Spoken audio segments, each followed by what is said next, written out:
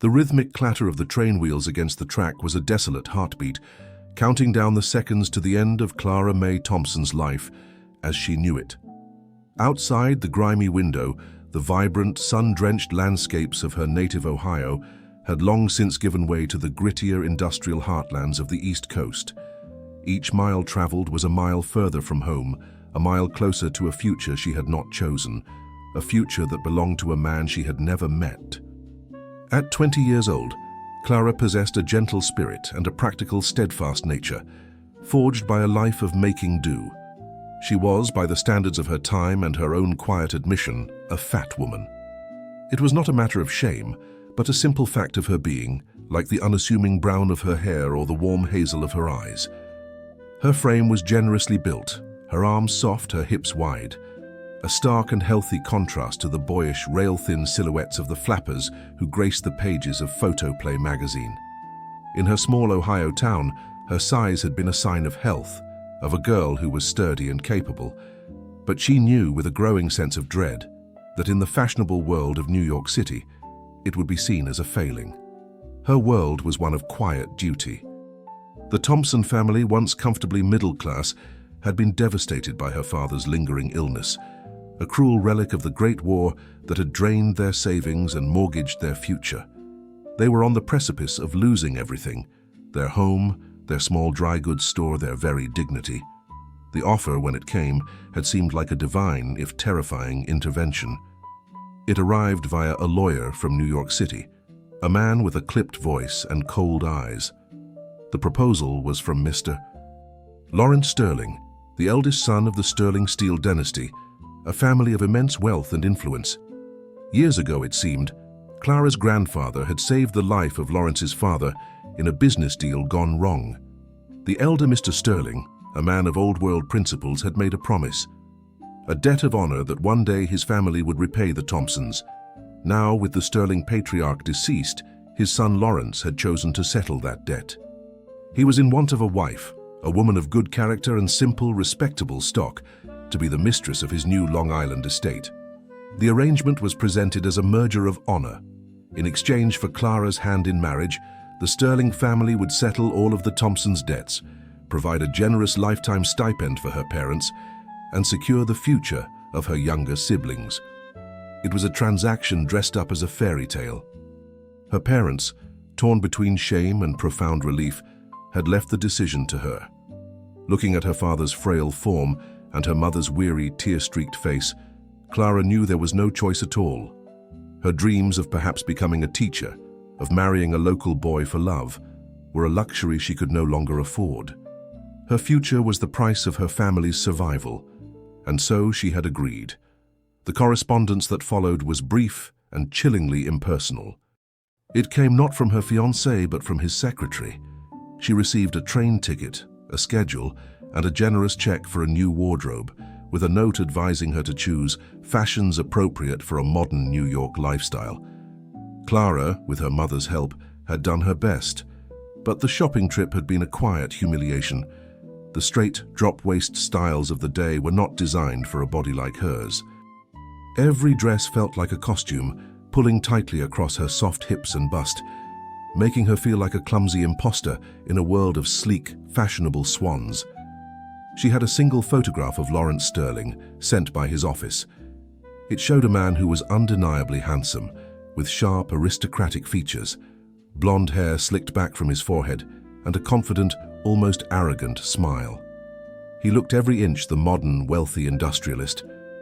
There was nothing in the photograph to suggest warmth or kindness. He looked like a man who was used to getting exactly what he wanted. Now, as the train rattled through the sprawling, grimy outskirts of New York City, a cold knot of dread tightened in her stomach. She was a simple, fat girl from Ohio, about to be delivered like a parcel to a powerful stranger. She clutched the small, worn Bible on her lap, its familiar weight a small comfort in a world that felt terrifyingly new. What kind of man demanded a wife as payment for an old debt? And what would he think when he saw that the woman who arrived was not the slender, fashionable creature he undoubtedly expected? When the train finally pulled into the magnificent, chaotic cathedral of Pennsylvania Station, her anxiety reached a fever pitch. The platform was a swirling mass of humanity, a cacophony of shouting porters, crying babies, and the hiss of steam from the great engines. A man in a chauffeur's uniform holding a small sign that read, "Miss Thompson," was waiting for her. He was a stern, silent man who took her luggage without a word, his eyes giving her a brief, once-over glance that made her feel instantly self-conscious. He led her through the crowd to a gleaming black Packard parked at the curb. The car moved through the city, a silent, luxurious bubble insulating her from the raw, vibrant energy of the streets. She stared out the window, mesmerized by the sheer scale of it all, the towering buildings that seemed to touch the sky, the endless stream of automobiles, the throngs of elegantly dressed people who moved with a purpose and confidence she could not imagine possessing. They drove for over an hour, leaving the city behind and entering the manicured, opulent world of Long Island's Gold Coast. The chauffeur turned onto a private road, and they approached a set of massive, ornate gates. Beyond them lay a sprawling brick mansion, a masterpiece of Georgian architecture, surrounded by acres of perfectly sculpted lawns that rolled down to the sparkling waters of the Long Island Sound. It was beautiful, elegant, and as intimidating as a royal palace. The chauffeur opened her door. "Mr. Sterling will receive you in the main parlor, miss," he said, his first words to her. Her legs felt like lead as she walked up the stone steps and through the massive front door, which was opened by a crisply uniformed butler. The interior was just as magnificent and as impersonal as the exterior, filled with priceless antiques, heavy silk curtains, and an air of cool, untouchable perfection. The butler led her to a pair of tall, white doors. "Miss Thompson is here, sir," he announced, his voice echoing in the grand hall. With a deep, shuddering breath, Clara stepped into the room to meet her fiancé, the man who held her entire future in his hands. Lawrence Sterling stood by a large window overlooking the water. He was even more handsome in person, his suit perfectly tailored, his blonde hair gleaming. But his smile, as he turned to look at her, vanished instantly. His cold blue eyes swept over her, from her simple traveling suit to her flushed, nervous face, and lingered with blatant, undisguised horror on her full, rounded figure. The look was not one of mere disappointment, it was one of pure, unadulterated disgust. He had paid for a sleek, fashionable accessory, and they had sent him this. "Good Lord," he breathed, the words a soft, venomous hiss. "Is this some kind of joke?" He did not step forward to greet her. He did not offer his hand. He simply stood there, his revulsion a palpable, chilling force in the room, making Clara feel small and worthless, as if her very existence was an insult. At that moment, another man emerged from a small library adjoining the parlor. He was taller than Lawrence, with dark, unruly hair that fell across his forehead and a pair of warm, intelligent brown eyes. He moved with a quiet, easy grace, though there was a weariness in his expression. He took in the scene in a single glance, his brother's cruel, frozen stance and Clara's terrified, humiliated face. A look of deep, empathetic understanding dawned in his eyes. He saw not a body to be judged, but a young woman in a terrifying situation. "Lawrence, for heaven's sake," the man said, his voice a low, sharp rebuke that cut through his brother's cold fury. "Where are your manners? Can't you see the poor girl is exhausted from her journey?" He turned to Clara, and his smile was genuine, a warm, reassuring light in the cold, formal room. "Forgive my brother. He forgets his courtesies. I am Michael Sterling. It is a pleasure to finally meet you, Miss Thompson." He was the brother, the man she hadn't even known existed, and in his eyes, Clara saw no judgment of her size, no hint of disgust. She saw only kindness. It was a small thing, a simple welcome, but in the crushing loneliness of her new reality, it felt like a lifeline. The parlor, which moments before had been a silent stage for Lawrence's cruelty, now crackled with a tense, suffocating energy. Clara stood frozen, his words, "Is this some kind of joke?" echoing in her ears, each one a physical blow. She felt a hot, shameful blush creep up her neck, a stark contrast to the icy dread that had settled in her stomach. She wanted the floor to swallow her whole. She wanted to run, to flee back to the train station, back to the familiar, gentle world of Ohio. But she was trapped, a specimen under the cold, dissecting gaze of her handsome, monstrous fiancé. Michael Sterling moved swiftly into the breach, his presence a warm, solid buffer against his brother's icy contempt. "That is quite enough, Lawrence," he said, his voice low but laced with a command that made Lawrence's sneer falter for a fraction of a second. Michael turned his full attention to Clara, his warm brown eyes filled with an apology that was more sincere than any words could be. "Miss Thompson, please, come and sit down. You must be exhausted." He gestured to a plush armchair near the fireplace, a silent offering of comfort and civility. Clara, moving like a sleepwalker, allowed herself to be guided to the chair. The simple act of being treated like a person, a guest, after being so thoroughly dismissed as an object, was almost enough to make her weep. "She will not be sitting," Lawrence snapped, his composure returning in a wave of petulant anger. "She will be leaving. This arrangement is terminated. My father's debt may have required me to find a wife, but it did not require me to accept damaged goods. Send her back." The phrase "damaged goods" struck Clara with the force of a slap. It was so bald-faced in its cruelty, so utterly dehumanizing, that it shocked her out of her stupor. A spark of her family's resilience, the stubborn pride of people who had worked the earth and faced down hardship, ignited within her. She lifted her chin and met Lawrence's furious gaze. "I may be many things, Mr. Sterling," she said, her voice trembling but clear. "But I am not damaged. I am simply a woman who has the misfortune of not fitting into the narrow, fashionable box you require." Lawrence looked taken aback, shocked that she would dare to speak. But Michael's expression was one of quiet, profound admiration. "The arrangement cannot be terminated, Lawrence," Michael said, his voice calm and dangerously logical. "You seem to be forgetting the terms of the contract you had our lawyers draft. The Sterling family has already settled the Thompson family's debts in their entirety. The O'Malley shipping line now holds a contract with us.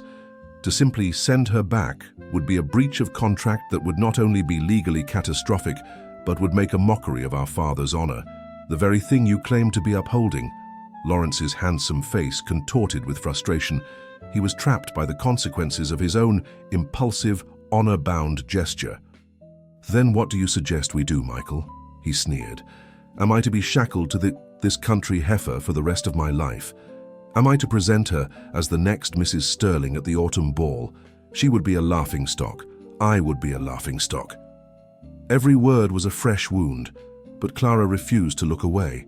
She would bear his insults with the same dignity with which she had accepted her fate. Michael looked at his brother, his expression a mixture of pity and disgust. He then looked at Clara, who sat straight-backed in the armchair, her hands clasped tightly in her lap, her face pale but her eyes full of a quiet, unbroken strength. He saw the woman his brother was too blind to see, a woman of courage, of dignity, of a substance that the sleek, brittle women Lawrence admired could not possibly comprehend. An idea, radical and profound, began to form in Michael's mind. It was a solution that was both perfectly logical and deeply unconventional. It was a way to uphold his father's promise, to save this young woman from further humiliation, and to defy his brother's cruel superficiality, all in one fell swoop. "You are right, Lawrence," Michael said, his voice so calm it immediately put his brother on edge. "You cannot marry Miss Thompson. You are clearly not worthy of her." Lawrence sputtered. "Not worthy?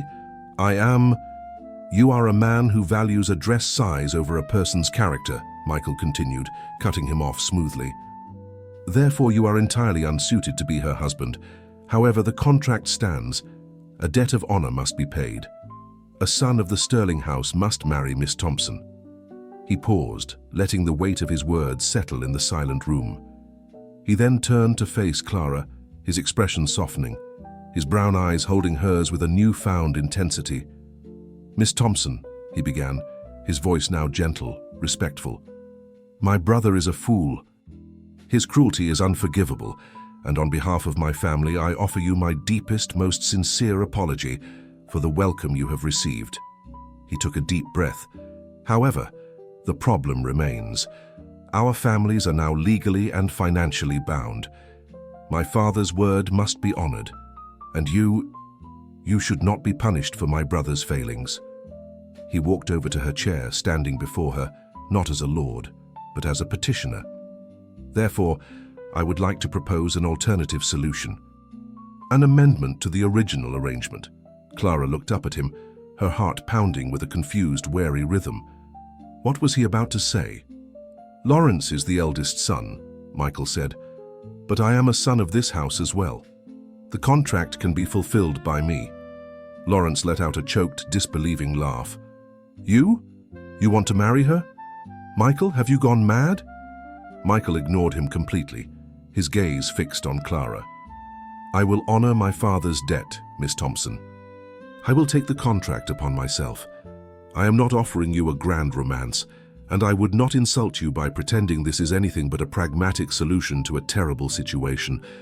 But I can offer you my name, my protection, and my respect. You would be the mistress of this house, and you would never again be subjected to the kind of humiliation my brother has shown you today. He knelt before her chair, a gesture of profound deference that shocked both Clara and Lawrence into silence. He took her hand, his touch warm and steady. I am asking you, Clara May Thompson, to consider my proposal. Marry me. Let me be the one to fulfill our family's promise. Let me be the man who honors you, instead of the one who would shame you. Clara stared at him, utterly speechless. Her mind, which had been reeling from rejection and shame, was now struggling to comprehend this impossible, unforeseen turn of events.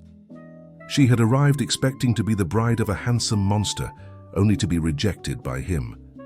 And now his kind, gentle brother was kneeling at her feet, offering her his name, his protection, his respect.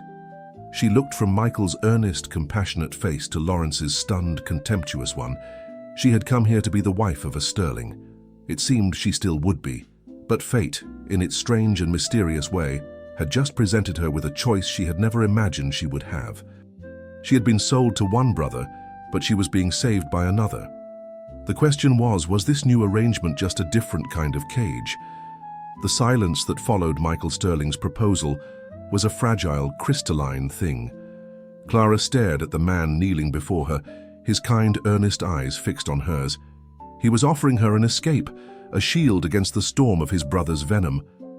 It was a bargain born of pity and obligation, she knew, yet it was presented with a deference and respect that no one had shown her since she had stepped off the train. She looked past him to where Lawrence stood, his handsome face a mask of disbelief and sputtering rage. This is absurd, Lawrence finally managed to say, finding his voice. So you would tie yourself to her? For the sake of a sentimental promise? Have you lost your mind, Michael? Michael did not so much as glance at his brother. His attention remained entirely on Clara, his expression unwavering, waiting for her answer. His quiet dismissal of Lawrence was more powerful than any angry retort. He was offering her a choice, and in doing so, he was giving her back a piece of the agency that had been stripped from her. Clara took a deep breath, her decision solidifying in the face of Lawrence's continued contempt. To refuse Michael's offer would be to validate Lawrence's judgment, to admit that she was unworthy of the sterling name. To accept was to align herself with the one man in this cold, opulent house who had treated her as a human being. It was a choice between a cruel, certain rejection and a kind, uncertain future. Yes, Mr. Sterling, she said, her voice quiet but firm, resonating with a strength she didn't know she possessed. I accept your proposal. A flicker of profound relief washed over Michael's face. He stood up, taking her hand and helping her to her feet. Thank you, Miss Thompson, he murmured. This is an outrage, Lawrence yelled, his face turning a blotchy red. I will not have it. I am the head of this family. You are the eldest son, Lawrence, Michael corrected him calmly. But you're not the sole arbiter of its honor. You made a promise to father and you made a contract. I am simply ensuring that a sterling's word remains unbroken. He turned to the butler, who had been standing stoically by the door, observing the entire drama. Jennings, please show my brother out. He appears to be overwrought. With a curt, furious exclamation, Lawrence stormed from the room, leaving a trail of indignant fury in his wake. The silence he left behind was not heavy, but clean and full of possibility. Now then, Michael said, turning back to Clara with a small, weary smile, I believe a proper welcome is long overdue. You must be exhausted." He personally escorted her up the grand staircase, his manner gentle and reassuring. He did not take her to a remote wing of the house, but to a beautiful, spacious suite of rooms overlooking the manicured gardens and the sparkling expanse of the Long Island Sound. The rooms were filled with elegant furniture, a small, well-stocked bookshelf, and vases of fresh flowers that filled the air with a delicate fragrance. "This was my mother's favorite suite," Michael explained. "I hope you will find it comfortable. It is your home now." It was a sanctuary, not a cell. The difference was staggering. Later that evening, they met for dinner. The long, imposing dining table remained, but Michael had instructed the staff to set their places, not at opposite ends, but close together near the head of the table, with a view of the fireplace. The vast, empty space between them was gone, replaced by a new, if somewhat awkward, intimacy. "I want to be clear about the terms of our new arrangement, Clara," Michael said, after the first course had been served. He used her first name with a natural ease that further chipped away at her defenses. "This is, for all intents and purposes, a marriage of convenience. It satisfies the legal and familial obligations. But I want you to understand that I expect nothing from you beyond what you are comfortable giving." He met her gaze, his expression serious and sincere. "Your life here is your own. This house is yours to command. You may read, you may walk the grounds, you may do as you please. My only request is that you afford me the same courtesy of companionship at dinner, and that you allow me to be your shield against the less pleasant aspects of my world, including my brother." "And what do you get out of this bargain, Michael?" Clara asked, the question genuine. He smiled, a sad, knowing smile. "I get to keep a promise I made to my father. I get to see that a good and decent person is treated with the dignity she deserves." And, he added, a hint of loneliness in his voice, "I get to have someone to talk to about books. I've seen the way you look at the library. It is a rare thing to find a kindred spirit in that regard." In the days that followed, Clara began to see the truth of his words. He was a quiet, scholarly man who had always been overshadowed by his flamboyant, socially ambitious brother. While Lawrence managed the steel empire from the city, Michael managed the family's vast estates and investments from the quiet solitude of his library. He was kind, intelligent, and moved through the world with a gentle melancholy that she found herself increasingly drawn to. He discovered that most of the fashionable clothes she had been forced to buy were still packed in her trunks. He saw the discomfort in her eyes when she wore the straight, unforgiving lines of the flapper style.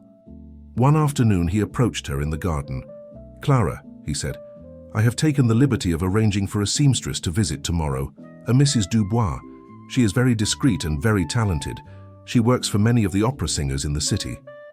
Clara looked at him confused. "A seamstress?" "Yes," he said, a faint blush on his cheeks. "It is my belief that a woman should wear clothes that make her feel beautiful and comfortable, not clothes that contort her into a shape that fashion dictates. Mrs. Dubois is an expert at creating elegant gowns for all manner of figures. I thought perhaps you might enjoy designing a wardrobe that is truly your own." The gesture was so thoughtful, so profoundly understanding, that it left Clara speechless. It was a direct repudiation of everything Lawrence's cruel gaze had represented. He was not just tolerating her body, he was celebrating it, offering her the means to adorn it in a way that made her feel happy, not in a way that would satisfy the judgmental eyes of others. The following day, as she and the kindly Mrs. Dubois pored over sketches of soft velvets and flowing silks, designing dresses that would embrace her curves rather than hide them, Clara felt a sense of freedom and self-worth that had been dormant for years. That evening, she found Michael in the library, as she often did. He was reading, a pair of spectacles perched on his nose, making him look more like a gentle professor than a millionaire industrialist. "Michael," she said softly. He looked up, his eyes warm and welcoming. "Clara." "Thank you," she said, her voice thick with an emotion she couldn't quite name. "For the seamstress. It was the kindest thing anyone has ever done for me." "Every woman deserves to feel beautiful," he said simply, as if it were the most obvious truth in the world.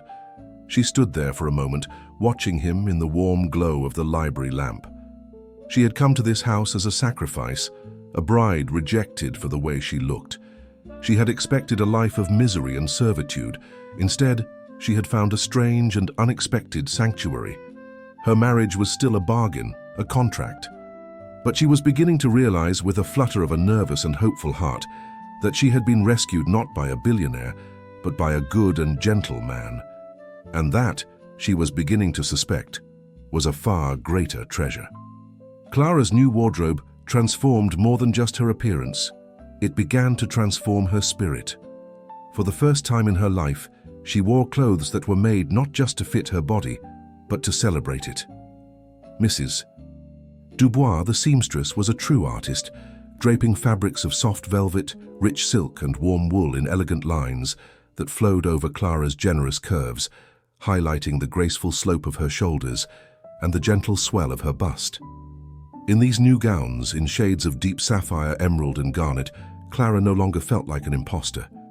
When she looked in the mirror, she saw not the fat girl from Ohio trying to fit into a world that wasn't hers, but a woman of substance and quiet elegance. The change was not lost on Michael. He would watch her as she entered the dining room each evening, a genuine, appreciative smile lighting up his face. "That color is magnificent on you, Clara," he would say, his compliments always sincere, always focused on her beauty rather than her conformity to fashion. Their dinners became the anchor of their days, a cherished ritual of conversation and quiet companionship. The awkwardness that had initially defined their interactions slowly evaporated, replaced by an easy familiarity. They discovered a shared, insatiable love for the written word. The vast two-story library, once a symbol of Michael's lonely world, became their shared sanctuary. Many evenings after dinner, they would retire there. A fire would be roaring in the hearth, and Jennings would bring them a tray of coffee and biscuits. They would sit in the comfortable leather armchairs, each with a book, the silence between them no longer empty, but companionable. Sometimes, Michael would read a passage aloud to her, his deep, resonant voice giving life to the words of Dickens or Warton. Other times, Clara, emboldened by his kindness, would share her thoughts on a novel, and he would listen with an attentiveness that made her feel as if her opinions were the most important thing in the world. During these conversations, Clara began to piece together the puzzle of Michael Sterling. She learned that his quiet nature was not a weakness, but a scholarly strength. He had dreamed of being a history professor at Columbia University, but after his older brother Thomas had died in the war, his father had insisted he take on the management of the family's estates and investments, leaving the more public-facing role of running the steel company to Lawrence. "Lawrence has the temperament for the battlefield of business," Michael had explained one evening, his expression tinged with a familiar melancholy. "He thrives on conflict, on the thrill of the conquest. I do not. I prefer the quiet battles of the past, the ones already fought and bound in leather." Clara saw in him a kindred spirit, a soul who, like her, had sacrificed his own quiet dreams for the sake of his family's needs. This shared, unspoken understanding forged a bond between them that was deeper than any legal contract. The outside world rarely intruded upon their peaceful existence, but when it did, it was usually in the form of Lawrence. He never visited, but his displeasure arrived in crisp, cutting letters addressed to Michael. Michael would read them, his jaw tightening, and then toss them into the fire without comment. But one afternoon, as Clara was arranging flowers in the main hall, she overheard a telephone conversation. Michael was speaking to his brother. His voice, usually so calm, was tight with a controlled anger. "For the last time, Lawrence, she is my fiancée and the future mistress of this house," Michael said into the receiver. "How I choose to honor Father's promise is my concern, not yours. No, I do not care what your society friends are whispering. Yes, she will be at the charity auction, because she is my partner and I am proud to have her by my side." He hung up the phone with a sharp click. He turned and saw Clara standing there, her face pale.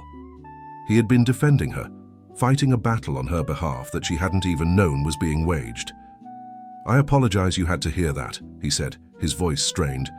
"He still disapproves then," she stated quietly. "My brother's approval is not something I seek," Michael said, though the weariness in his eyes told a different story. He walked over to her. "There is a charity auction for the Children's Aid Society in the city next week. I am expected to attend. I would be honored if you would accompany me." It was their first outing, their first step as a couple into the world beyond the gates of Kane Manor. Clara was terrified, but she looked at the determined, honorable man before her, and she knew she could not refuse. "I would be honored to, Michael." The night of the auction was a glittering affair, held at the Plaza Hotel. Clara wore her most beautiful new gown, a creation of deep sapphire velvet that made her hazel eyes shine. As she walked into the ballroom on Michael's arm, she felt the familiar weight of 100 staring, judgmental eyes. Whispers followed them like the rustle of silk. She could hear them clearly. "That's her, the country girl. She's bigger than I imagined." She faltered for a moment, her confidence wavering. Michael, sensing her distress, leaned in close, his voice a low murmur for her ears only. "Pay them no mind, Clara. They are just sparrows chirping on a wire. You are an eagle." His words, his unwavering faith in her, were a shield. She lifted her chin and smiled at him, a genuine, radiant smile, and together they moved through the crowd, a united front. The auction was for priceless works of art, jewels, and antiques. Michael bid quietly and generously, as was expected of him. Near the end of the evening, a final, unique item was presented. It was not an object, but a pledge, the funding of a small rural library in upstate New York, a project to bring books to a community that had none. The auctioneer struggled to find an opening bid. It was a worthy cause, but it lacked the glamour of a diamond necklace or a European painting. A sad silence fell over the room. Clara watched, her heart aching for the children of that nameless town. She thought of her own small library back home, the sanctuary it had been for her. Without thinking, she turned to Michael. "It's a wonderful cause," she whispered. Michael looked not at the stage, but at her, at the passionate, earnest expression on her face. He gave a small, almost imperceptible nod to the auctioneer and raised his bidding paddle. "I have a bid from Mr. Michael Sterling," the auctioneer announced, his voice booming with renewed energy. Michael proceeded to outbid everyone else in the room, securing the library's future with a sum that made the crowd gasp. But he did so quietly, with a simple raised paddle, his gaze fixed on Clara the entire time. Later, in the car on the way home, Clara was quiet. "You are not pleased?" Michael asked, a hint of concern in his voice. "I thought the library would make you happy." "It does," she said, turning to him, her eyes shining with unshed tears. "It's the most wonderful thing I have ever seen." "But you did not do it for the children, did you?" Michael met her gaze, his own eyes full of an emotion that was no longer just kindness or respect. "No," he admitted softly. "I did it because it was important to you. And what is important to you, Clara, has become very important to me." The space between them in the back of the car suddenly felt very small, charged with the same electric tension as the night he had almost kissed her in their story's other life. He was looking at her with an open, undisguised adoration that made her breath catch in her throat. The pretense of their marriage of convenience, the last fragile barrier between them, was dissolving into nothing. He reached out, his hand gently tucking a stray curl behind her ear, his fingers lingering for a moment against the warmth of her skin. "Clara," he whispered, her name a prayer on his lips. The car pulled up to the grand entrance of their home. The moment was broken, but not lost. It hung between them, a beautiful, unspoken promise of what was to come. The silent journey back to the Sterling mansion was charged with a new and potent energy. The almost kiss, the tender touch, the profound meaning behind the library donation, all of it had irrevocably altered the landscape of their relationship. The carefully constructed artifice of their marriage of convenience was now a transparent veil, barely concealing the deep, burgeoning affection that had taken root between them. In the days that followed, a quiet, unspoken courtship began. It was a courtship conducted not in grand gestures or passionate declarations, but in small, meaningful moments. Michael would leave a rare, beautiful orchid on Clara's breakfast plate, knowing her love for flowers. Clara would find an obscure history book he had been searching for and leave it open on his desk, a silent offering.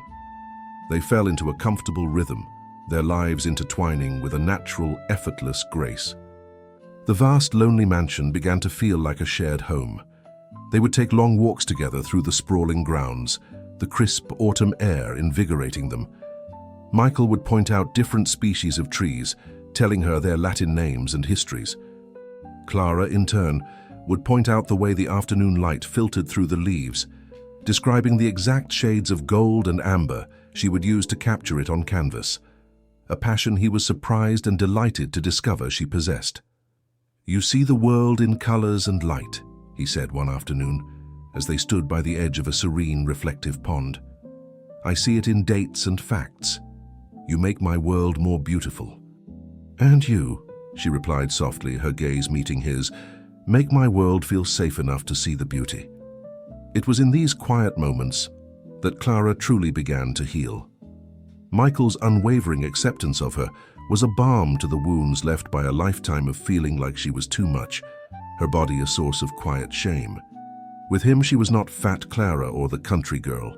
She was simply Clara, intelligent, kind, and in his eyes, breathtakingly beautiful. He loved her not in spite of her size, but as an intrinsic part of who she was. His love was not a conditional acceptance, it was a complete and total celebration of her entire being. This newfound peace, however, was a fragile bubble, destined to be threatened by the world outside their gates. The threat arrived, as it so often did, in the form of Lawrence.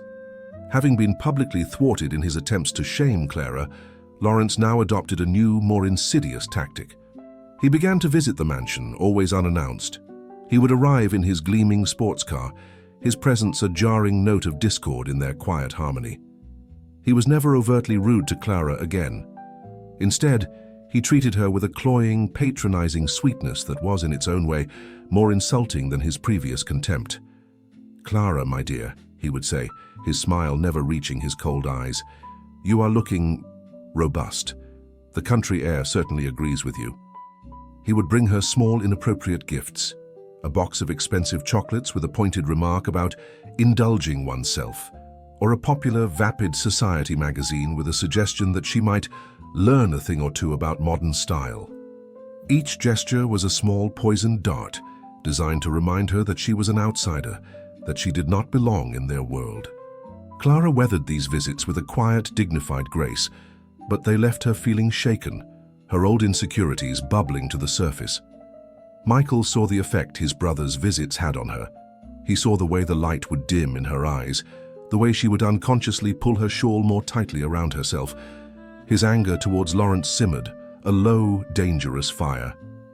The true crisis came when Lawrence arrived one afternoon with a guest in tow. She was a woman named Isabella Vance, a sleek, impossibly thin society beauty, with platinum blonde hair and a reputation for being as sharp-tongued as she was fashionable. She was everything Clara was not. "Michael, darling," Lawrence announced, sweeping into the main parlor where Michael and Clara were reading. "Look who I've brought for a visit. I thought the house could use a bit of sophisticated charm."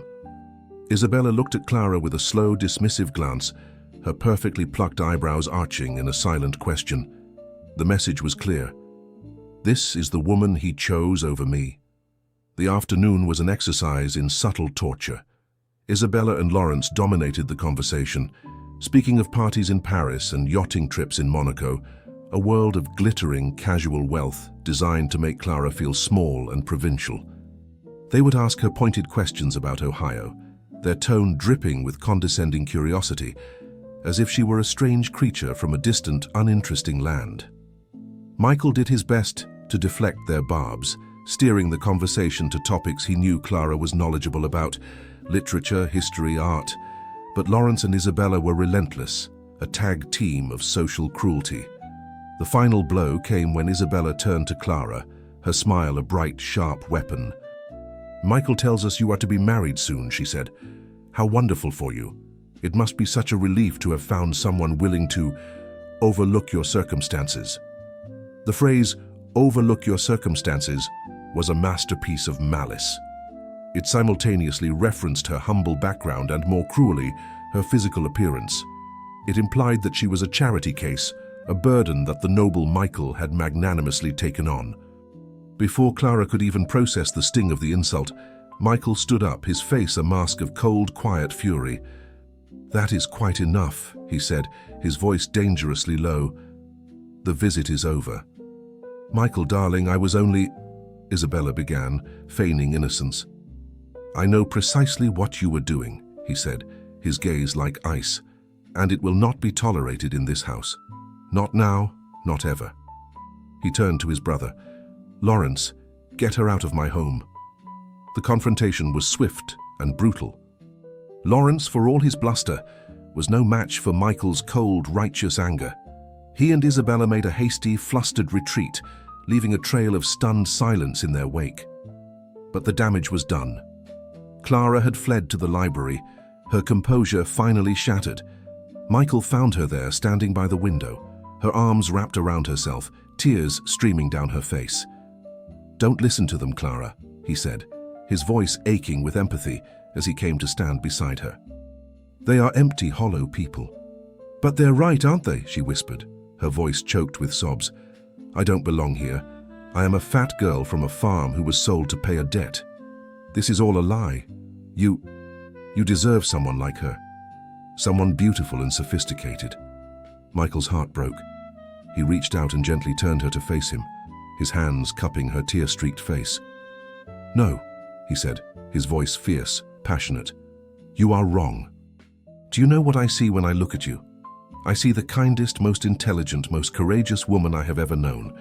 I see eyes that see the beauty in the world when I have forgotten how. I see a heart that is strong enough to bear the cruelty of others with grace. I see the woman I love exactly as she is." He wiped away her tears with his thumbs. "I do not want Isabella. I do not want a sleek, fashionable accessory. I want you, Clara. I want your heart, your mind, your laughter. I want all of you.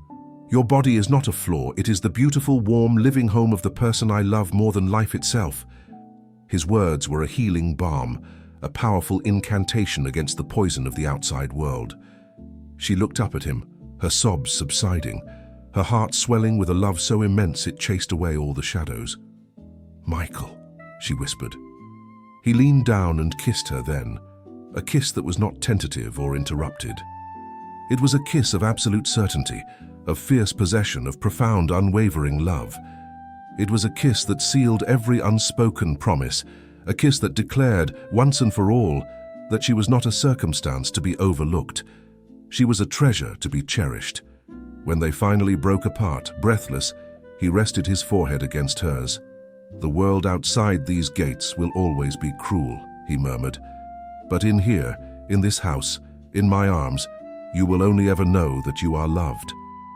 That is the only contract that matters now.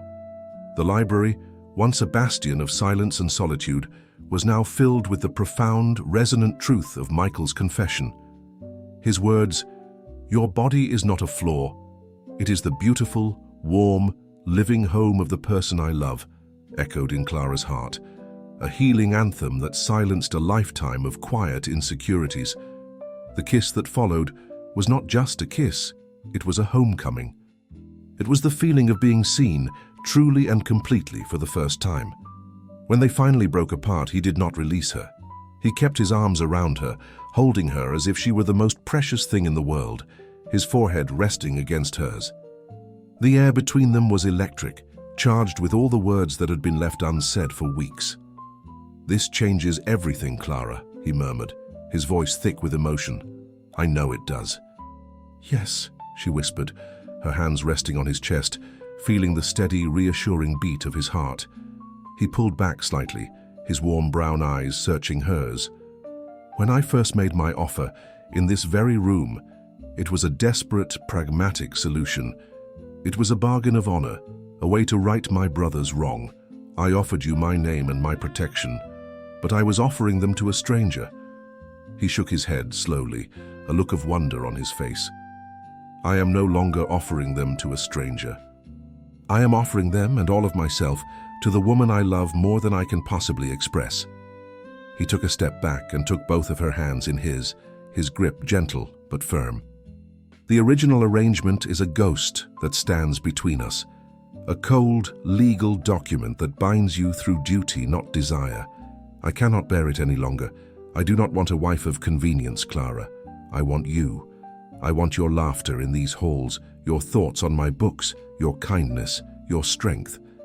I want to build a life with you, a real life full of joy and partnership. He took a deep breath, his expression as earnest and as vulnerable as it had been the first day when he had knelt at her feet. Clara May Thompson, will you do me the profound honor of being my wife? Not because of a contract signed by our families, but by a new one, signed only by our hearts. Will you marry me by choice? This was the question she had never, in her wildest dreams, expected to hear. She was not a solution to a problem or a debt to be paid. She was a woman being asked for her heart, freely and with complete adoration. Tears of pure, unadulterated joy welled in her eyes. "Yes, Michael," she said, her voice ringing with a happy, certain clarity. "Oh yes, I will marry you." A radiant, boyish grin spread across his face, a sight so rare and so beautiful it made her heart soar. He let out a laugh, a deep, genuine sound of pure happiness that seemed to make the very books on the shelves vibrate with joy. He swept her into his arms, lifting her off the ground and spinning her around, her skirts flaring out. For the first time, the grand, imposing library was filled with the sound of pure, uninhibited joy. When he finally set her down, he was still smiling. "Then there is one last piece of business we must attend to," he said, a determined glint in his eye. He led her to the massive desk where he managed his affairs. From a locked drawer, he retrieved a long, formal document. It was the original marriage agreement, the cold, transactional paper that had brought her here. He held it out for her to see, its legalistic clauses a stark reminder of the life she was leaving behind. "This," he said, his voice firm, "is a record of a debt. It has no place in a union of love." He led her to the grand fireplace, where a low fire still burned, casting a warm glow on the room. Together they held the document over the flames. "A new contract begins now," Michael whispered, his eyes locked on hers. They let the paper go. It caught fire instantly, the dry parchment curling into black ash, the words that had defined her as a commodity disappearing in a final bright flare. They watched until it was completely gone, a symbolic cleansing, the final ghost of their arrangement banished forever. In the comfortable silence that followed, they returned to the armchairs, but this time they sat close together, her hand tucked securely in his. "What of Lawrence?" Clara asked softly, the first practical question in their new reality. Michael's expression hardened for a moment. "Lawrence has made his choice. He values his pride and his place in society above family or honor. He will have no part in our life together, Clara. I will make the necessary legal arrangements to separate my estate and my affairs from his entirely. He will have the steel company and the city life he craves, but he will not have access to this house or to you. I will not allow his poison to touch our happiness." The finality in his tone was absolute. He was protecting her, building a fortress around their future, not of stone, but of his unwavering commitment. "And your wedding?" he asked, his expression softening again. "I would have it be whatever you wish. A grand affair to show the world, or a quiet ceremony just for us." Clara thought of the grand, hollow parties of high society, of the whispers and the judgmental eyes. Then she thought of her family, of the quiet dignity of her home. "I want a small wedding, Michael," she said, "here, in the garden perhaps, with my family and with the people of this house who have been so kind. I don't need to prove anything to the world, I only need you." He brought her hand to his lips, his eyes shining with love. "Then that is what we shall have." He looked around the room, at the firelight dancing on the thousands of book spines, at the woman sitting beside him, her face full of a serene, happy light. For a decade, this library had been his tomb, a place where he communed with the ghosts of his past. Now, with Elsie by his side, it felt like the heart of a home, the starting point of a future he had never believed he would have. The bargain had been burned. The real story, their story, written by choice and sealed with love, was just about to begin. The weeks that followed their true engagement were a period of serene, quiet joy at Kane Manor. A date was set for the wedding, a simple ceremony to be held in the estate's blooming rose garden at the end of the month. Letters were dispatched to Ohio, inviting Clara's family to come to New York for the celebration, with all expenses covered by a deeply respectful and insistent Michael. For the first time, Clara allowed herself to believe in a future filled with happiness.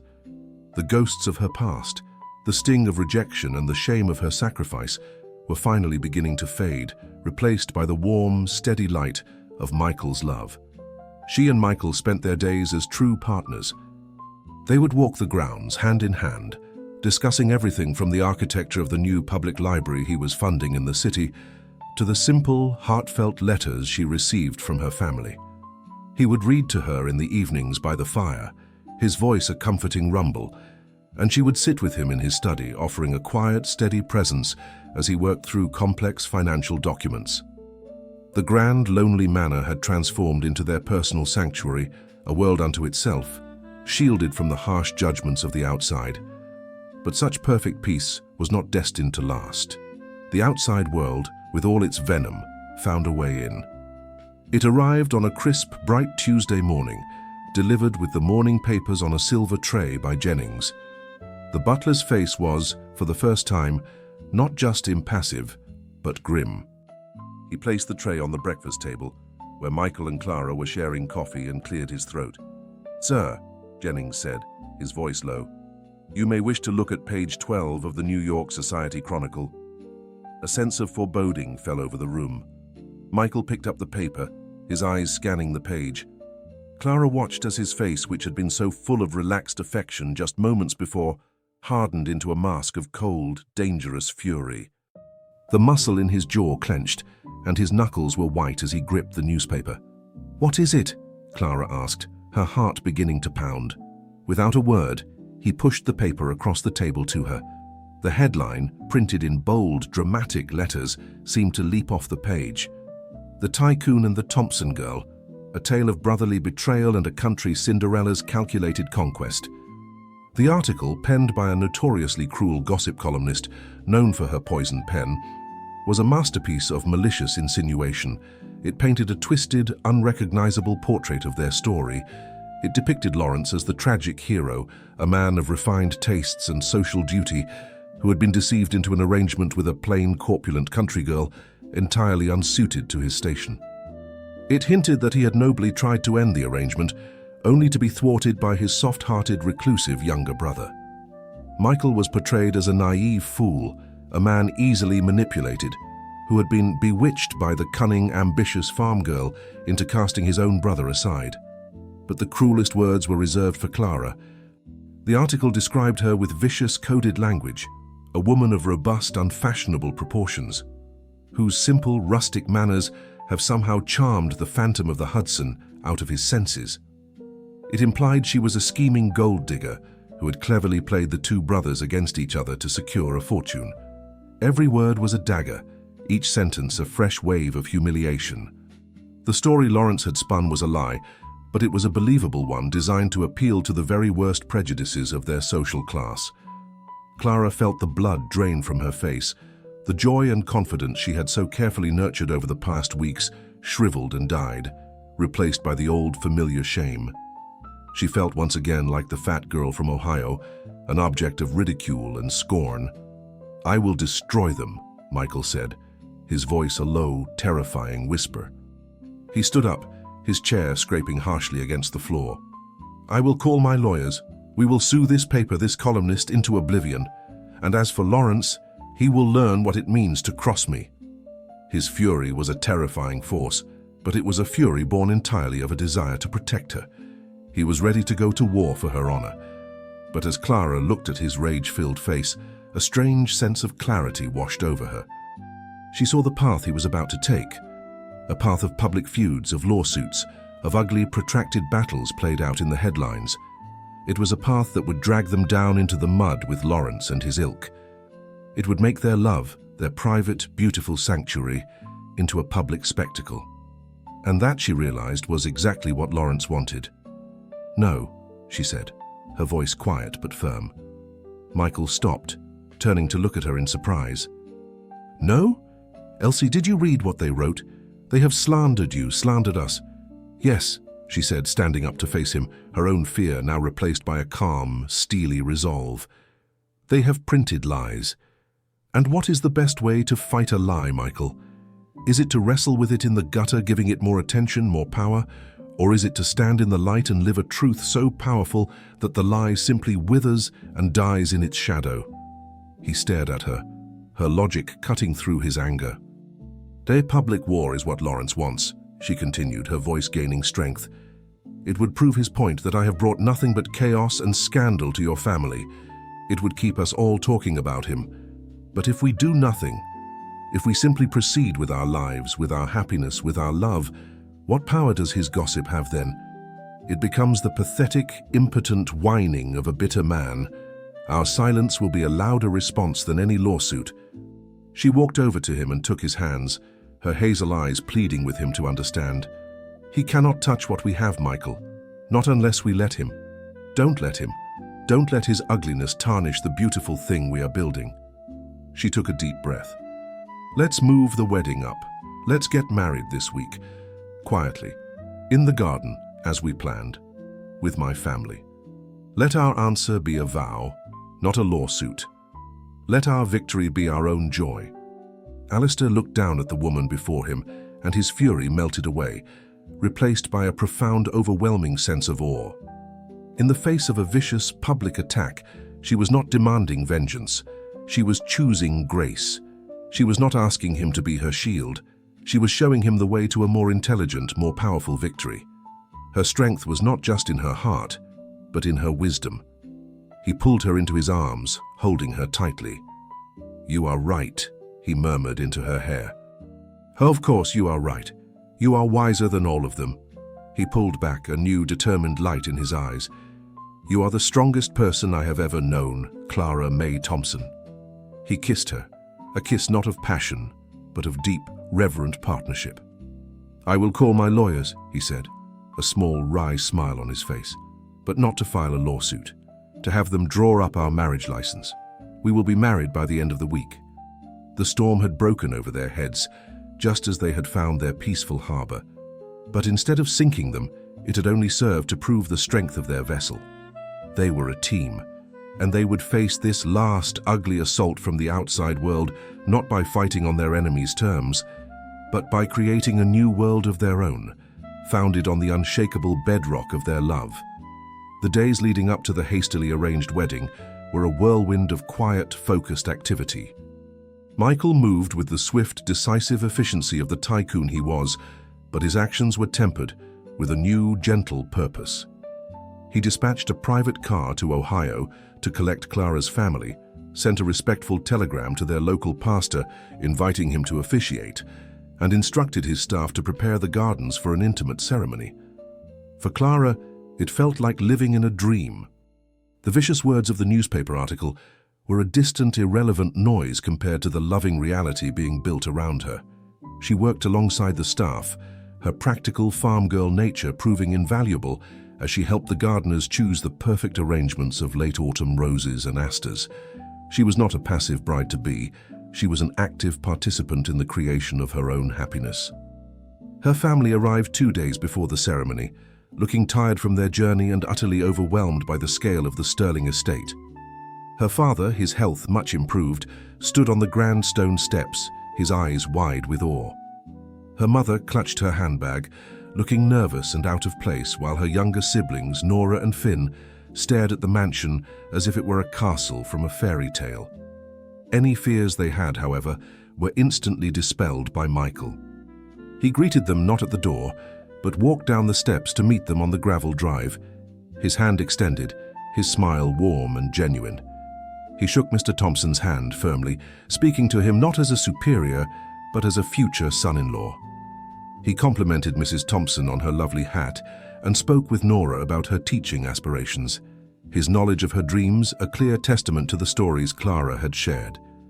"Welcome to our home," Michael said, his use of the word "our" a clear and deliberate statement. "We are so very glad you are here." He treated them with such profound, unassuming respect that their nervousness melted away, replaced by a swelling pride for their daughter. They saw not a billionaire who had acquired their child, but a good and honorable man who clearly cherished her. The wedding day dawned crisp and clear, the autumn sky a brilliant, cloudless blue. The ceremony was to be held in the Rose Garden, a place of quiet beauty that had become a favorite walking spot for Clara and Michael. The staff had arranged simple white chairs on the lawn, and a small archway, woven with ivy and the last of the season's deep red roses, served as the altar. Clara got ready in her suite with her mother and Nora fussing over her. She wore one of the first gowns Mrs. Dubois had made for her, a magnificent creation of deep sapphire velvet. The dress was not designed to hide her figure, but to celebrate it, its rich fabric draping over her generous curves with an artist's touch, its elegant lines making her look and feel like a queen. Her hair was simply styled, adorned with a few small white roses from the garden. When she looked at herself in the mirror, she saw not the fat girl from Ohio, but a woman who was beautiful, confident, and above all, deeply loved. The ceremony was perfect in its simplicity. As Clara walked down the grassy aisle on her father's arm, she saw only Michael, who waited for her under the rose-covered arch. He was dressed in a simple dark suit, but his eyes as he watched her approach held more love and adoration than all the jewels in New York City. Their vows, spoken in clear, steady voices, were a testament to their journey. They did not speak of riches or status. They spoke of finding sanctuary in a storm, of the healing power of kindness, and of the profound beauty of being seen and loved for exactly who you are. "I came to this house as a bargain," Clara said, her voice thick with emotion as she looked into his eyes. "But you have shown me that the heart cannot be bought or sold, it can only be given, and I give you mine, freely and completely." "And I," Michael replied, his own voice husky, "was a man living in a house of ghosts. You walked in and filled it with light. You are not just the mistress of this house, Clara. You are the master of my heart." When the pastor pronounced them husband and wife, Michael's kiss was a tender, reverent promise, sealed in the warm afternoon sun, witnessed by the small group of people who constituted their true world. The celebration that followed was not a lavish ball, but a joyful luncheon served on long tables set up in the garden. The finest champagne was served alongside Mrs. Thompson's homemade apple pie, which she had insisted on baking in the mansion's enormous kitchen. Laughter echoed through the gardens, a sound the old estate had not heard in years. Declan O'Connell and Jennings, the butler, discovered a shared passion for Irish whiskey and history. Nora and Finn, their initial awe replaced by excitement, explored the grounds, their futures now bright and full of possibility. It was in the midst of this perfect, happy scene that the last ghost of the past made its final unwelcome appearance. A car, a flashy Stutz Bearcat, roared up the driveway unannounced, skidding to a halt on the gravel. Lawrence Sterling emerged, his face a mask of cold fury. He was dressed impeccably, but his eyes were wild. "What is the meaning of this?" he demanded, striding towards the wedding party. This pastoral farce?" An immediate, tense silence fell over the garden. Michael stepped forward, placing himself protectively in front of Clara. "This is a private celebration, Lawrence," he said, his voice dangerously calm. "You are not welcome here." "Your private celebration is a public disgrace," Lawrence spat. "Have you seen the papers? They are calling her a gold-digging sow. You have made a mockery of the Sterling name, shacking up with this fat nobody." Before Michael could react, Declan O'Connell, his face red with a father's protective rage, started to move forward. But Clara put a gentle hand on his arm, stopping him. She then did something that stunned everyone. She stepped out from behind Michael to face Lawrence herself. She was no longer the frightened girl in his parlor. She was the mistress of this house, and she would not be intimidated. "Hello, Lawrence," she said, her voice devoid of fear. It was calm, clear, and carried a quiet, unshakable authority. "Thank you for coming. It gives me the opportunity to say this to your face. You are right about one thing. I am a nobody. I have no famous name, no vast fortune, but that is why I am so much richer than you. Because everything I have, the love of my family, the respect of my friends, and the heart of this good man, is real. It was earned and given freely. It was not inherited, and it cannot be bought." She looked at him, her eyes holding not hatred, but a profound pity. "You are surrounded by wealth, but you are the poorest man I have ever met. Now, as my husband said, you are not welcome here. Please leave."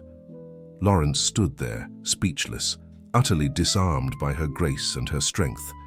He had come expecting to find a scene of shame and chaos. He found instead a fortress of love and dignity, against which his venom was useless. With a final, choked sound of impotent rage, he turned, stormed back to his car, and sped away, banished forever from their world by the very woman he had sought to destroy. A slow smile spread across Michael's face as he looked at his wife. He was filled with a pride so immense it felt as if his heart would burst. He wrapped his arm around her, pulling her close. "My wife, the eagle," he murmured for her ears only. The guests, who had been watching in stunned silence, erupted in spontaneous, heartfelt applause. It was a coronation. In that moment, Clara truly became the queen of her own castle, not by name or by marriage, but by her own indomitable spirit. The last ghost had been exorcised, not by a show of force, but by the quiet, unyielding power of a woman who finally knew her own worth. The departure of Lawrence from the wedding felt like the final closing of a heavy iron door on the past. In its wake, a profound and lasting peace settled over the Sterling estate. The days that followed were idyllic, a honeymoon not spent on a lavish European tour, but within the quiet, rediscovered sanctuary of their own home. Clara's family returned to Ohio, their hearts full, their futures secure, leaving behind a daughter they now knew was not just married, but cherished. For Clara and Michael, it was a time of gentle discovery.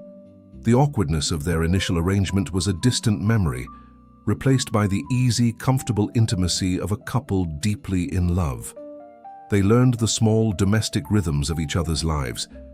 He learned that she hummed softly when she was arranging flowers, that she took 2 lumps of sugar in her morning tea, and that her quiet exterior hid a quick, dry wit that could make him laugh out loud.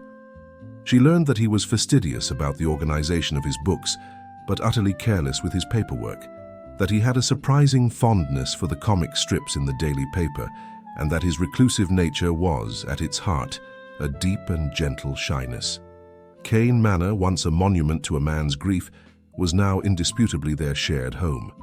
Clara, as the new Mrs. Michael Sterling, stepped into her role as mistress of the house with a natural grace that charmed the entire staff. But she had no interest in the endless cycle of luncheons and social calls that defined the lives of other women in her new station. Her practical, compassionate nature sought a deeper purpose. That purpose began to take shape during their evenings in the library. Michael, eager to share every aspect of his life with her, began to show her the ledgers of his family's various philanthropic endeavors. For generations, the Sterlings had been major patrons of the arts and sciences in New York, their name adorning the wings of museums and the halls of universities. As Clara looked over the long lists of donations, she saw a pattern. "You support so many wonderful things, Michael," she said one evening, tracing a finger over a large pledge to the Metropolitan Opera. "You build beautiful places for beautiful people." She paused, a thoughtful expression on her face. "But what about the people who can't afford a ticket to the opera? What about the families who live in the tenements, whose only concern is putting food on the table?" Her question was gentle, but it struck Michael with the force of a revelation. He looked at the ledgers through her eyes and saw what he had never seen before, a portfolio of respectable, high-profile charities that did little to alleviate the real, everyday suffering of the city's poor. "My father believed in building institutions," he said more to himself than to her. "Grand, lasting monuments. He thought that was the best way to leave a mark." And he was right, Clara agreed. But monuments can be built of more than just marble. A healthy child is a monument. A girl who learns to read is a monument. A family kept together because they didn't lose their home is a legacy more lasting than any stone building. Her words, born from her own lived experience, resonated deep within him. He had spent his life managing a fortune, but he had never truly considered how to translate that wealth into genuine, tangible good. He had the resources, she had the vision. "What do you propose we do?" he asked, his voice full of a new, excited energy. He was not just asking his wife for her opinion, he was asking his partner for her guidance. And so, a new project was born. They spent the next several months in a flurry of planning. They decided to create a new foundation, one that would operate on a different principle. It would not fund galas or endowments. It would provide direct aid. Clara, with her intimate knowledge of a life lived on the edge of poverty, knew exactly where the needs were greatest. Their first initiative was a scholarship fund, specifically for young women from rural areas who wished to become teachers, a quiet tribute to the dream Clara herself had once held. The second was more ambitious, a free health clinic for women and children to be established in the heart of the Lower East Side, offering quality medical care to immigrant families who had nowhere else to turn. The third was a program to provide nutritious lunches to children in the city's poorest public schools. Michael was utterly captivated by her vision. He threw himself into the project with the same focus and intensity he had once reserved for his books. His sharp business mind was the perfect engine for her compassionate heart. He navigated the complex city permits, secured the real estate, and managed the finances while Clara designed the programs, interviewed the staff, and ensured that every decision was guided by the principle of dignity and respect for the people they would serve. The news of their new foundation, when it was announced, sent ripples through New York society. The sterling name, once associated with reclusive eccentricity and a scandalous marriage, was now linked to a new, progressive, and deeply personal form of philanthropy. The gossip columns, which had once delighted in mocking Clara, now wrote of her with a grudging, then genuine admiration, dubbing her the angel of the Lower East Side. Lawrence, they heard through the grapevine, was apoplectic. His brother's marriage, which he had seen as a source of family shame, had somehow become a source of public adoration, elevating Michael's stature in the city to new heights. Lawrence's world of superficial parties and ruthless business deals suddenly seemed small and insignificant in comparison to the meaningful work Michael and Clara were doing. Their quiet happiness was, as Clara had predicted, the most devastating revenge of all. One crisp winter afternoon, Michael took Clara to a small, unassuming building they had purchased on a busy, crowded street downtown. It was old and slightly run down, but a sign was being painted over the door. The Clara Thompson Health Clinic. He had insisted her family name be included. "This is the first one," he said, unlocking the door and leading her inside. The rooms were empty, smelling of dust and fresh paint, but to Clara, they were filled with infinite possibility.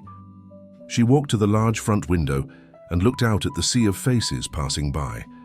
Mothers holding their children's hands, laborers heading home from the docks, a melting pot of humanity. This was her city. These were her people. Michael came to stand beside her, wrapping his arm around her shoulders. "Are you happy, Clara?" he asked softly. She leaned her head against his shoulder, her heart full of a quiet, profound joy.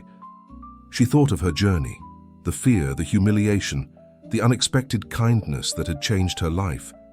She had been a bride rejected for her appearance, a woman sold to pay a debt, but that was a lifetime ago. "I have never been happier," she whispered. "Look, Michael, look at what we're building." He looked not at the street but at her, his wife, his partner, the true architect of his new life. The foundation they were building was not just for the city. It was the foundation of their own lasting legacy, a legacy built not on the cold, hard currency of money, but on the enduring, priceless currency of love and kindness. The years that followed were kind to Michael and Clara Sterling. Their love story, which had begun with such cruelty and uncertainty, settled into a partnership of profound depth and quiet strength. The Roaring Twenties gave way to the more somber and challenging era of the Great Depression, a time that tested the mettle of even the greatest American dynasties. And it was during these difficult years that the true strength of the Sterling family, under its new leadership, truly shone. While other fortunes crumbled, built as they were on the shifting sands of speculation and greed, the Kane consolidated empire guided by Michael's steady hand and Clara's compassionate influence, endured.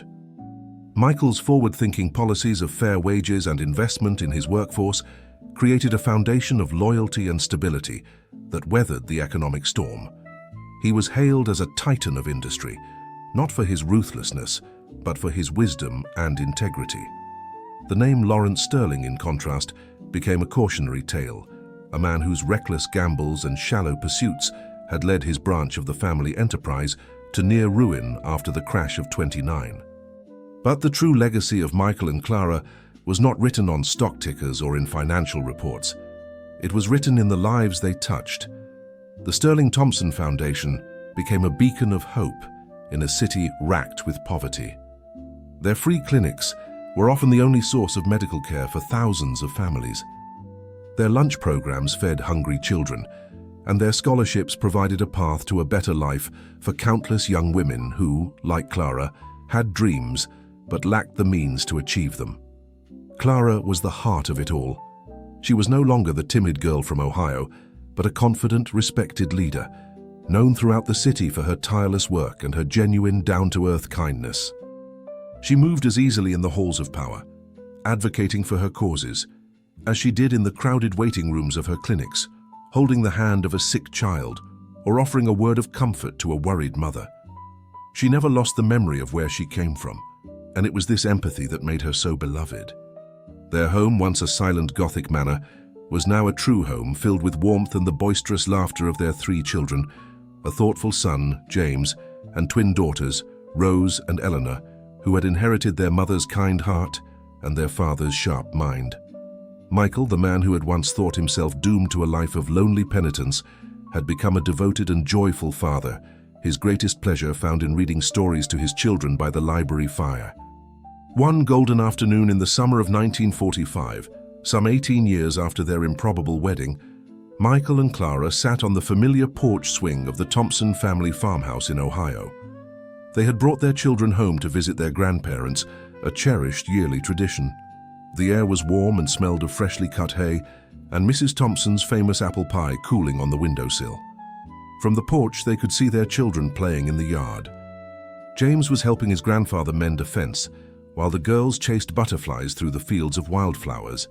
It was a scene of perfect, idyllic peace, a world away from the glittering, often cruel society of New York. "Look at them," Clara said softly, her head resting on Michael's shoulder. "So happy, so free." "They have a remarkable mother," Michael replied, his arm wrapped securely around her. He looked at his wife, at the woman who was the center of his world. The years had been kind to her. Her face was fuller now, with faint, happy lines around her eyes and mouth. Her beauty was not the fleeting, fashionable kind of an ingenue, but the deep, radiant beauty of a woman who was content, confident, and deeply loved. To him, she was more breathtaking than the day he had first met her.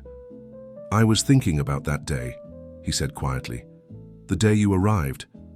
I think about Lawrence sometimes, not with anger anymore, but with a strange sort of pity. He spent his whole life chasing what he thought was perfection, a perfect wife, a perfect social standing. He looked at you and saw only what you were not. And in doing so, he missed out on everything. He taught me a valuable lesson," Clara said, her gaze serene as she watched her children play. "He taught me that the opinions of people who do not care for you are utterly worthless. Their judgment is a cage, but the door is not locked. You can simply choose to walk out." "And you, my love, did not just walk.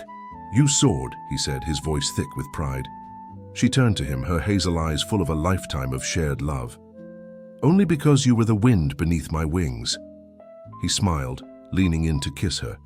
It was a kiss of comfortable, easy affection, a testament to nearly 2 decades of partnership. They had faced down scandal, redefined a dynasty, and built a legacy of kindness that would echo for generations. Theirs was a love story that had begun with a cruel rejection, but had become the ultimate acceptance.